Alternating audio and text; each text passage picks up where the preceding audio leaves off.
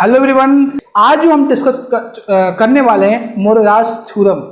क्या डिस्कस करने वाले हैं आज हम डिस्कस करेंगे मोरेरास थ्योरम। मोरेरास थ्योरम बेसिकली काची थ्योरम का कन्वर्स पार्ट है। क्या है? काची थ्योरम का कन्वर्स पार्ट है। काची थ्योरम का कन्वर्स पार्ट ये काची थ्योरम ये हमारा ये कहता है कोई भी एफ जेड है वो एनालिटिक है किसी क्लोज कंटूर सी में, तो integral F Z D Z along the close contour C equal to 0। ये हमारा काची थ्योरम था। काची थ्योरम हमारा क्या था कि एफ जेड हमारा क्या है? एनालिटिक है। F Z is analytic in close contour C. ठीक है, then integral F Z D Z along the curve equal to 0, यानी F of Z D Z along the curve C जो close contour होगा उसके according क्या था? 0 था। ये हमारा काची थ्योरम कहता है। ठीक, इसका कन्वर्स पार्ट जो हमारा है मोरेरास थ्योरम है। क्या है? मोरेरास थ्योरम। मोरेरास थ्योरम का स्टेटमेंट आइए हम देखते हैं। इससे पहले अभी तक आपने चैनल को सब्सक्राइब नहीं किया है तो सब्सक्राइब करो, वीडियो को लाइक करो। कोई भी डाउट्स हो, कोई भी प्रॉब्लम हो तो कमेंट सेक्शन में जरूर बताएं। तो कोई इशू हो, कोई भी डाउट हो तो आप हमें मैसेज कर सकते हैं। चलिए हम अपने टॉपिक पे आते हैं। Complex analysis BSc third year. और मैं बता दूं ये स्पेशल वीडियो दीनदयाल उपाध्याय गोरखपुर विश्वविद्यालय एंड सिद्धार्थ यूनिवर्सिटी के बीएससी थर्ड ईयर स्टूडेंट के लिए है। अगर आप किसी दूसरे यूनिवर्सिटी से बिलोंग करते हैं तो एक बार अपना सिलेबस जरूर मैच कर ले। ठीक है, आइए देखते हैं स्टेटमेंट मोरेरास थ्योरम का। क्या कहता है हमारा statement? Consider a continuous function fz in a simply connected domain D such that integral fz dz along the closed contour C is equal to 0 where C is any closed contour within D domain D, then fz is analytic in domain D। आपने काची theorem में क्या पढ़ा? पहले आपसे बोल दिया गया कि वो एफ जेड एनालिटिक है किसी क्लोज कंटूर सी में, तब हमारा integral F Z D Z along the curve C equal to क्या था? 0 था। तो बेसिकली आपसे एग्जाम में हो सकता है कि state and prove converse of काची थ्योरम जब बोला जाए तो आपको यही थ्योरम करने हैं, या अगर नाम दे के पूछता है स्टेट एंड प्रूव मोरेरास थ्योरम तो भी आपको यही थ्योरम करना है। अगर आपको क्वेश्चन के तौर पे दे दे, स्टेटमेंट दे दे, तब भी आपको यही थ्योरम करना है। ठीक है, तो चलिए चलते हैं प्रूफ पे चलते हैं। देखिए क्वेश्चन में क्या गिवन है, आपको क्या प्रूफ करना है एक बार समझते हैं। ठीक है, देखिए मोरेरास थ्योरम ये कहता है कि कोई भी हमारे पास एक डोमेन है डी, ये हमने बना दिया डोमेन डी, और इसके अंदर एक हमने क्लोज कंटूर सी ले लिया। ठीक है, क्या कहता है? गिवन क्या है? Consider continuous function object is simply connected domain D such that integral F Z D Z equal to 0 along the curve. हमने एक ये हमें गिवन है F Z D Z equal to 0 along the close contour C where C is close contour within C. ये आपको mention है। अब देखिए हमें दिखाना क्या है कि एफ जेड को हमें क्या दिखाना है? F Z is analytic proof करना है। क्या प्रूफ करना है? एनालिटिक प्रूफ करेंगे। तो क्या कहाँ से स्टार्ट करेंगे हम एक इस क्लोज यानी जो डोमेन है उसके अंदर जो हमारा क्लोज कंटूर सी है वहां पर एक फिक्स पॉइंट हम क्या लेंगे? z0 लेंगे, और एक रेंडमली वेरिएबल हम ले लेते हैं जिसका नाम देते हैं z। ठीक है, अगर हम इस z0 से z पर जाते हैं, इस पाथ को चूज करते हैं, फिर z से हम z0 पे जाते हैं तो ये पाथ चूज करते हैं। ठीक है, तो यहां से z0 से z जाने में जो हमारा पाथ है उसका नाम अगर हम C1 दे दें, और z से z0 जाने में उसका नाम हमने दे दे C2। तो जो गिवन है integral F Z D Z equal to 0 along the close contour C, तो यहां पर z0 से z में जाने में C1 पाथ हमने चूज किया, हाँ, तो आपने एक थ्योरम कॉलरी पढ़ा था, ठीक है। तो उस कॉलरी के अकॉर्डिंग इस क्लोज कंटूर का जो इंटीग्रेशन है एफ जेड डी जेड का अलोंग द क्लोज कंटूर सी, उसको हम किस पार्ट में लिख सकते हैं? इसको लिख सकते हैं f Z D z C one along the curve C one plus along the curve C to F Z D z equal to 0, ठीक है। अगर हम इसको हम राइट साइड यहाँ पर कर दें, हम समझ रहे हैं पहले मोराज थ्योरम को कि क्या हमें लाना है, क्या प्रूव करना है, C to F Z D Z, ठीक है। अब देखिए यहां से Z0 से Z तक जाने में हमने कर्व कौन सा पाथ C1 और Z से Z0 जाने में C2 पाथ का यूज किया। तो बस ये जो निगेटिव साइन है आपका, बस ये डायरेक्शन को रिप्रेजेंट कर रहा है, नेगेटिव नंबर नहीं। इसको आप नेगेटिव नंबर थिंक ना करें।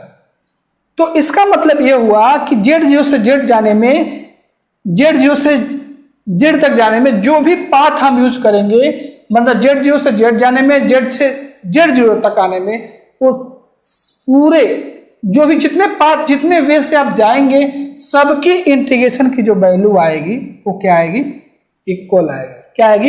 इक्वल आएगी, ठीक है। क्या आएगा? यहां तक आएगा आपका इक्वल आएगा, ठीक है। इसका मतलब यह है कि आप Z0 से Z तक जाने में जो भी पाथ, मतलब जो भी वे अपनाएंगे, चाहे आप C1 अपनाए चाहे C2 अपनाए, कुछ भी करें, सबकी इंटीग्रेशन की जो वैल्यू आएगी वो क्या आएगी? सेम आने वाली है, एफ जेड डी जेड। यानी जो भी Z0 से Z तक जो भी पाथ यूज करेंगे, सबके इंटीग्रेशन की वैल्यू क्या आएगी? सेम आएगी। जो भी पाथ आप यूज करेंगे, बस ये डायरेक्शन को रिप्रेजेंट कर रहा है नेगेटिव साइन, ठीक है। ये साइन नेगेटिव साइन यहाँ पर नहीं है, बस इस डायरेक्शन को, मतलब Z से हम Z0 तक जा रहे हैं, कोई भी पाथ आप यहाँ पर चूज करेंगे, सारे इंटीग्रेशन की वैल्यू क्या आएगी? सेम आएगी। तो हमारा जो Z, ये इंटीग्रेशन क्या होगा? Z0 से कहाँ जा रहे हैं? Z पे जा रहे हैं, ठीक है। इस नए जो आपका इंटीग्रेशन मिला, इसका हम नाम दे देते हैं एफ जेड दे देते हैं। क्या देते हैं? एफ जेड, ठीक है। अब ये आपका जो ये इंटीग्रेशन है Z F Z D Z, Z0 से Z तक, ये हमारा क्या है? इंडिपेंडेंट पाथ है। क्या है? Independent path. क्या हो जाएगा हमारा? इंडिपेंडेंट पाथ हो जाएगा। तो इसका हमने नाम दे दिया एफ जेड। इसको आप हम जो ये इंडिपेंडेंट पाथ है, तो इसको हम जेड के जगह पे, क्योंकि हमारा जो अपर और लोअर लिमिट है वो भी जेड के, ये जो हमारा जेड है ये भी जेड के फॉर्म में है, तो इसको हम Z0 to Z F T D T दे देते हैं, और इसको हमने नाम दिया था एफ जेड। देखिए बेसिकली प्रूफ क्या करना है? हमें दिखाना ये है कि जो हमारा एफ डैश जेड है वो एफ जेड के इक्वल हो जाए। किसके इक्वल हो जाए? एफ जेड के इक्वल हो जाए। मतलब ये कि अगर एफ डैश, मतलब ये हो जाएगा, अगर एफ जेड, इसका मतलब क्या है कि एफ जेड क्या हो जाएगा? एनालिटिक हो जाएगा। इसका मतलब एफ डैश जेड एनालिटिक, इसका मतलब क्या हुआ? एफ जेड भी क्या हो जाएगा? आपका एनालिटिक हो जाएगा। समझ में आ रहा है? तो हमें प्रूफ यही करना है कि F dash equal to F Z ला देना है। इसका हमने डेरिवेटिव करेंगे। अगर मान लीजिए एफ डैश जेड एनालिटिक है, डिफरेंशिएबल है, तो एफ डैश जेड भी क्या हो जाएगा? एनालिटिक हो जाएगा। एफ डैश जेड एनालिटिक होगा, एफ जेड भी एनालिटिक हो जाएगा। समझ में आ रहा है कि नहीं आ रहा है? तो यहाँ से हमें प्रूफ यही करना है कि एफ डैश जेड को एफ जेड के इक्वल दिखा देना है, ठीक है। तो हमारा क्या हो जाएगा? प्रूफ हो जाएगा। तब हम कह देंगे कि एफ जेड क्या है? इस डोमेन में क्या है? वो एनालिटिक है। समझ में आ गया? ठीक है। तो वही चीजें हैं, यही सब चीजों को हम चलिए एक बार राइट कर लेते हैं और देखते हैं कैसे प्रूफ करेंगे। आई थिंक आपको सब कुछ समझ में आ गया होगा कि हमें प्रूफ का करना है, क्या लाना है, ठीक है। तो ये देखते हैं, प्रूफ देखते हैं। तो ये समझते हैं प्रूफ कैसे हम करेंगे थ्योरम को। सबसे पहले let z0 be a fixed point and z a variable point inside the domain D। हमने एक डोमेन लिया D, उसके अंदर हमने क्लोज कर्व ड्रा किया C, और एक फिक्स पॉइंट हमने z0 लिया, और एक हमने वेरिएबल क्या ले लिया, हमने z ले लिया। Okay, then value of the integral fz dz z0 to z, इसकी वैल्यू हमने, ये हमारा इंडिपेंडेंट पाथ था, मतलब z0 से z तक जाने में आप जो भी कोई भी पाथ आप किस भी वे से आप जाएंगे तो जो उसकी इंटीग्रल की वैल्यू होगी वो समान होगी, चाहे आप ऐसे जाओ चाहे जिस वे से आप जाएंगे, क्योंकि z से z0 तक जाने में बस वो डायरेक्शन चेंज हो रहा है, लेकिन आप z0 से z जा सकते हैं, z से z0, तो उस पाथ से इस पाथ जाने में जो भी आप सबका इंटीग्रेशन क्या होगा, सेम आएगा। तो वही हमारा इंडिपेंडेंट पाथ हुआ था। अब मैंने यहाँ पर z सेम हो जाता है अपर लिमिट इसका, तो हमने यहाँ पर इंडिपेंडेंट है तो z की जगह पे हमने t लिख दिया यहाँ पर। Okay, is independent of the curve joining z0 to z and depends on the point z only. ठीक है, ये हमारा क्या है, इंडिपेंडेंट पाथ है जो z0 से z तक ज्वाइन कर रहा है। अब किस पर डिपेंड कर रहा है, z पर। देयरफॉर इस इंटीग्रल को एक हमने नाम दे दिया, नया नाम दे दिया fz। क्या नाम दे दिया, fz। fz is equal to integral z0 to z ft dt equation first. अब आप जिस वे से समझिए, एक और पाथ हम यहां पर ले सकते हैं, एक और पाथ ले सकते हैं z प्लस h। ठीक है, z0 to z plus h, ये आप पाथ ले सकते हैं, या आप सिंपली ऐसे समझ सकते हैं कि हमने रिप्लेस कर दिया z के जगह पे z प्लस h। तो रिप्लेस करेंगे तो यहाँ भी z प्लस h हो जाएगा, बाकी सब सेम, इक्वेशन नंबर 2 हो जाएगा। अब नेक्स्ट आपको क्या करना है, इक्वेशन 2 में से इक्वेशन फर्स्ट को माइनस करना है। तो माइनस करेंगे सेकंड में से फर्स्ट को, यहाँ पर राइट किया गया है। तो देखिए इसकी इंटीग्रल की वैल्यू राइट की गई है यहाँ पर, z0 से z plus h ft dt minus z0 to z ft dt, यहाँ पर राइट कर दिया गया। अब देखिए जब भी हम लिमिट को चेंज करते हैं तो साइन चेंज होता है, तो यहाँ पर साइन यहाँ पर क्या हो जाएगा, चेंज हो जाएगा। ये सेम आपको ऐसे राइट कर लेना है, z0 से z plus h ft dt, यहाँ पर साइन चेंज हो गया। हमने z0 को अपर लिमिट कर दिया और z को लोअर लिमिट कर दिया। यहाँ तक करने के बाद आपने इंटीग्रल की प्रॉपर्टी है कि अगर मान लीजिए यहाँ पर हमारा है 1 to 5 है, कोई फंक्शन है ft dt, ठीक, इसको हम लिख सकते हैं 1 to 3 ft dt plus 3 to 5 ft dt, है ना, ये समझ रहे हैं लाइन। तो वही चीजें यहाँ पर लिखी गई है, z0 से z plus h ft dt plus z0 से z0 ft dt। अब देखिए ये लिमिट आपका सेम है, यहाँ पर z0 सेम है, तो ये कहाँ से लिमिट वेरी करेगा, z2, इसको पहले आप लिख सकते हैं तो और इजी हो जाएगा आपको देखने में। जैसे इस इंटीग्रेशन को पहले आप लिख दोगे, इसको बाद में लिखोगे तो आपको हो जाएगा, आपको दिखेगा कि z0 यानी z प्लस s से z पर, है ना, मतलब इसकी अगर लिमिट इसके अकॉर्डिंग देखा जाए तो ये जो आपका इंटीग्रेशन का सम है ये कन्वर्ट हो जाएगा z to z plus h ft dt। समझ में आ रहा नहीं आ रहा, इसको आप मेन लिखना है, बस आप जस्ट एग्जाम्पल मैंने आपको बताया था।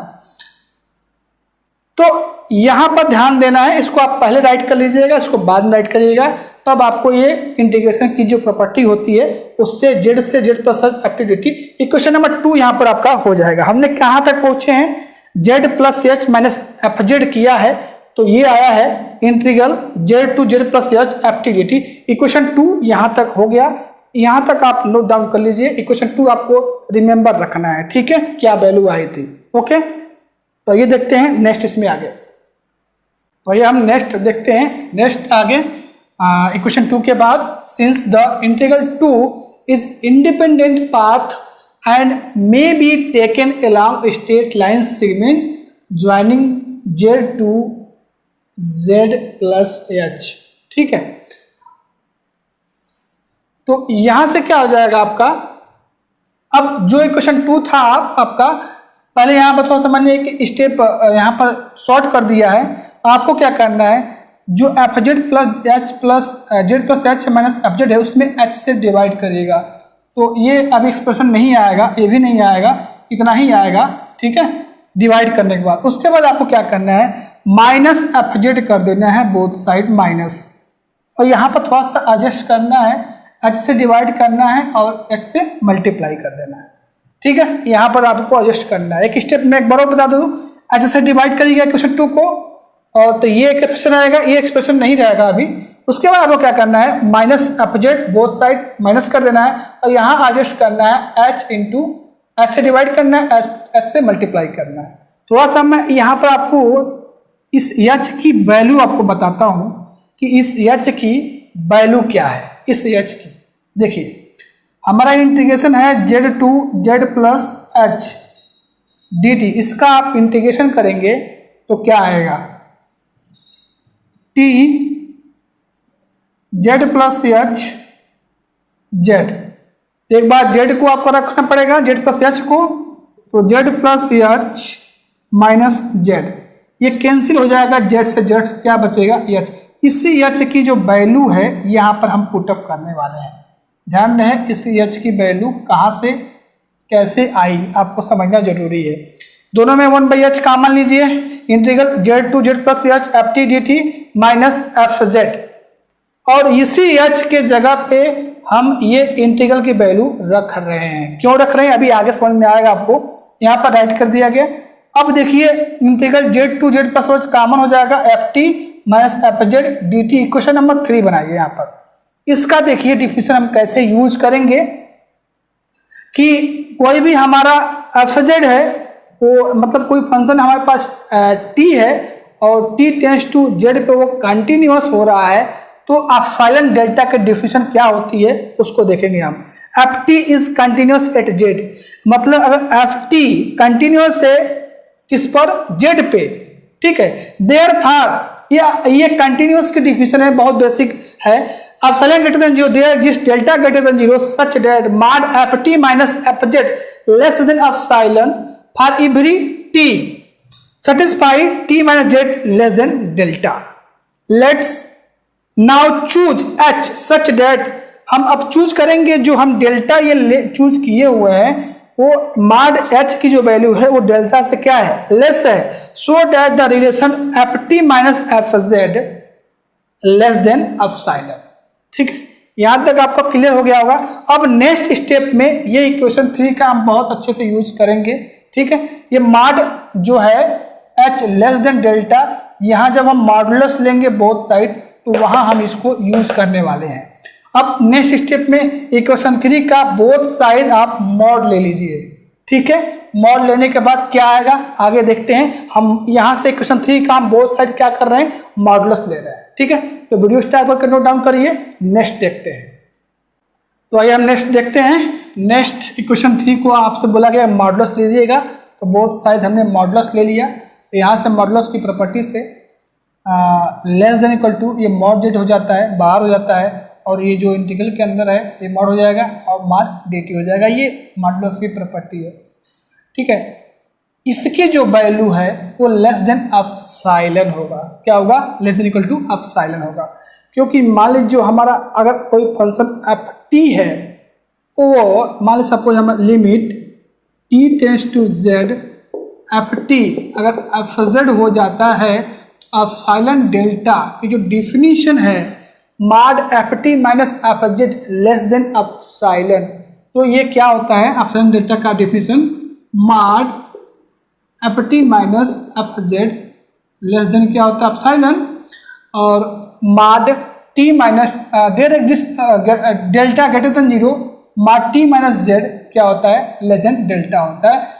अगर मान लीजिए कोई फंक्शन हमारा है एफ टी है, वो जेड टी बराबर जेड पे क्या, टी टेंस टू जेड पे क्या, वो कंटिन्यूस हो रहा है, तो सेटिस्फाई करेगा, और एप्सिलॉन डेल्टा का डिफिनेशन ये है। तो यहाँ से लेस देन डेल्टा एप्सिलॉन हो जाएगा, और इसकी जो वैल्यू है अगेन मॉड एच हो जाएगी। वही कंसेप्ट होगा जब लिमिट आप रखेंगे। तो यहाँ से ये मॉड या चर्च कैंसिल, यहाँ से आ गया एप्सिलॉन, यानी इस पूरे जो F Z Z plus h minus f z divide by H minus f Z है, इसकी जो वैल्यू लेस देन एप्सिलॉन हो गई। अब आप ध्यान से देखिएगा, एप्सिलॉन डेल्टा के definition f t minus f z less than epsilon होता है, तो क्या होता है लिमिट में t tends to z f t equal to F z. Same वही देखिए यहाँ पर, ये हमारा क्या है, टोटल हमारा एफ टी को ट्रीट कर रहा है और हमारा ये एफ जेड को। तो इसको हम लिमिट के फॉर्म में लिख सकते हैं। क्या लिख सकते हैं? लिमिट के फॉर्म में लिख सकते हैं। हाँ, लिमिट के फॉर्म में लिख सकते हैं। तो लिमिट एच टेंस टू, इसके अकॉर्डिंग देखिए ध्यान से, इसके according h tends to 0 f z plus h minus f z divide by h, ये क्या हो जाएगा, एफ जेड हो जाएगा।